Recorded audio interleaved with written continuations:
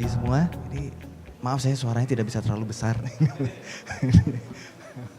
Eh, Sebelumnya saya ingin berterima kasih untuk Jalan Sutra yang memberikan kesempatan bagi saya. Saya di sini mungkin yang paling baru lah untuk memulai sesuatu yang berhubungan dengan makanan. Gitu. Belum lama gitu saya melakukan ini. Cuman idenya justru di situ, apa yang saya lakukan ternyata seharusnya bisa dilakukan dengan siapa saja sebetulnya. Idenya apa yang nanti akan saya ceritakan itu siapa saja yang ada di sini bisa membuatnya juga. Gitu. Jadi cerita sedikit tentang saya mulai permudah cerita dari saya dulu. Awalnya sekarang kegiatan saya adalah membuat minuman fermentasi namanya kombucha. Nanti akan saya ceritakan lebih lanjut di dalam di bagian presentasinya.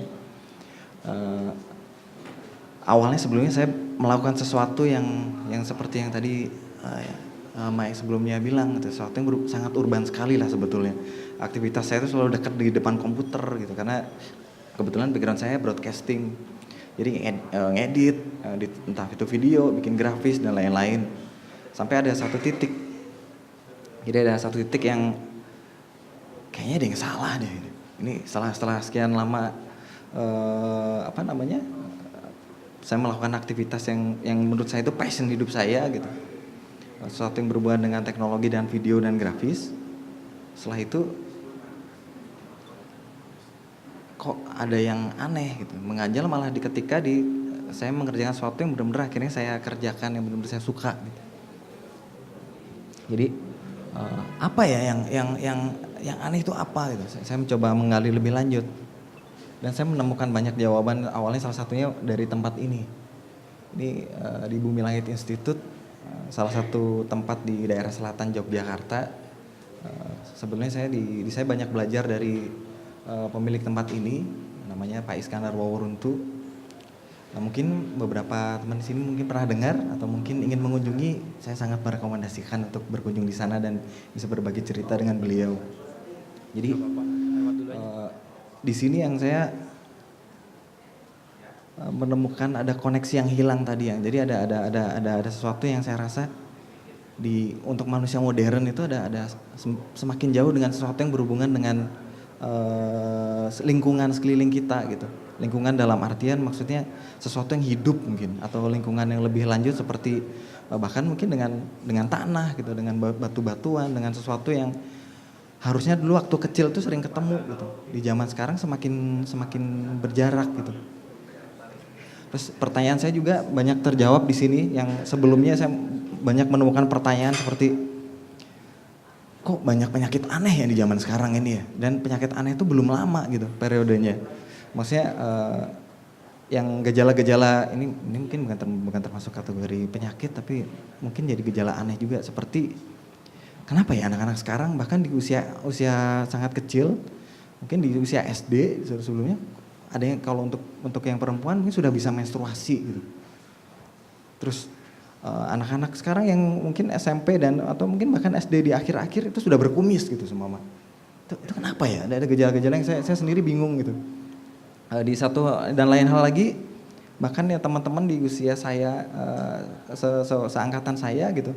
Sekarang udah ada yang asam urat gitu, ada yang mulai gejala ada yang jantung, terus mulai lain-lain. Sementara saya baru menginjak di usia awal 30-an gitu. Nah sementara penyakit-penyakit seperti itu yang saya kenal tuh hanya di usia-usia yang seharusnya seusia mungkin ibu saya atau ayah saya dan lebih lanjut gitu. Kenapa semua jadi dipercepat gitu? Nah saya menemukan banyak jawaban di tempat ini. Jadi di sini ada sangat erat hubungannya dengan yang setelah saya coba rasakan di diri saya sendiri, itu berhubungan dengan kemandirian sebetulnya. Mungkin beberapa yang ada di sini mungkin juga ikut merasakan, mungkin ya. Seperti ini saya dapat pencerahan juga salah satunya dari buku Michael Pollan gitu, yang Cook gitu. Itu salah satunya di lecture beliau di situ bercerita betapa manusia modern semakin minim kegiatan untuk ini hubungannya dengan di dapur gitu. Di dapur bagaimana semakin minim, semakin jarang. Kalau dulu zaman nenek saya gitu, mengerjakan segala sesuatu, persiapkan kegiatan memasak tuh lebih berjam-jam ada di dapur. Sementara di sekarang semakin minim gitu, semakin minim. Bahkan dapur itu hanya sebagai kayak seperti syarat dari bangunan, tapi jarang ada aktivitas yang benar-benar memasak di sana. Saya mencoba menelusuri lebih lanjut lagi gitu. Apa hubungannya gitu. Setelah lebih lanjut lagi ternyata hubungannya dengan segala macam perubahan yang tadi yang secara physically yang kita bisa rasa, seperti rambut beruban lebih cepat, dan lain-lain seperti yang berkumis dan bahkan menstruasi lebih cepat, itu ternyata berhubungan dengan pola makan, pola apa sesuatu yang kita masukkan di dalam badan kita. Nah, setelah ditelusuri lebih lanjut, yang tadi saya rasa ini kan mulai belum lama ya gitu. Bahkan di periode sebelumnya ternyata setelah ditelusuri kita bisa lihat itu awalnya dari revolusi industri sebetulnya. Bagaimana segala macam percepatan itu dimulai gitu. Dari mesin uap pertama ditemukan gitu. Bagaimana akhirnya menjadi kereta api dan terus berlanjut segala macam perdagangan dan segala untuk yang berhubungan dengan perekonomian bisa dipercepat gitu. Jalur pertumbuhan ekonomi tujuannya waktu itu ditawarkan itu sesuatu yang mungkin seperti terlihat mulia gitu. Jadi segala macam ini untuk kebaikan umat manusia ini akan dipercepat, itu segala macamnya akan bisa lebih baik. Tapi apakah demikian gitu di zaman sekarang? Kita bisa coba kita renungkan sendiri untuk sekarang ini apakah benar seperti itu. Nah, yang terjadi yang berhubungan dengan pola dapur yang tadi yang semakin jarang. Segala macamnya yang kalau di Michael Pollan yang di lecture-nya beliau cerita semua sudah diwakilkan. Makanya kenapa aktivitas di dapur semakin minim. Semua sudah ada yang siap mengerjakan gitu. Ada awalnya mungkin dari rumah makan atau nanti berikutnya jadi ke pabrik-pabrik tertentu yang membuat makanan gitu. Awalnya dari membuat makanan-makanan akhirnya kita kenal mungkin jadi sesuatu yang instan gitu, sesuatu yang sifatnya mudah gitu dan cepat. Tapi di balik itu yang kita bisa mungkin kita bisa renungkan lebih lanjut lagi. Karena berhubungan dengan pola ekonomi tadi kita tidak pernah tahu ada apa sebenarnya, karena kita yang berhubungan dengan dapur, apa yang kita masukkan di badan kita, apa yang kita perlukan di badan, yang nantinya apakah itu menyehatkan atau apakah itu menjadi sesuatu yang kurang baik untuk badan kita, kita tidak tahu karena kita menyerahkannya kepada orang lain gitu. Jadi koneksinya semakin jauh, mata rantainya semakin jauh. Dan kalau kita bisa telusuri lagi, kita bisa mungkin lebih lanjutnya teman-teman di sini bisa mencari tahu yang mulai tentang revolusi hijau, bagaimana makanan itu menjadi semakin karakternya bersifat asam gitu. Rasanya tidak asam, tapi karakter untuk di badan kita cenderung asam. Nah, ini hubungannya apa? Gitu. Hubungannya ketika segala sesuatu yang terlalu asam, bahkan di badan kita sendiri cenderungnya jadi rentan. Disitulah segala sesuatunya bisa jadi rawan gitu. Seperti juga di tanah. Ini jadi menjelaskan pertanyaan saya ketika zaman dulu waktu kecil, ketika menjadi petani itu sulit ya gitu. Tapi harus menyiapkan dulu, harus semuanya harus dibongkar dulu, terus mulai lagi menanam pembibitan, habis itu disemprot lagi sesuatu, terus habis itu setelah tumbuh disemprot lagi sesuatu biar tumbuhnya bagus, setelah itu disemprot lagi sesuatu agar hamanya hilang, terus setelah panen nanti disemprot lagi sesuatu untuk tahap akhir, terus sampai akhirnya dipanen.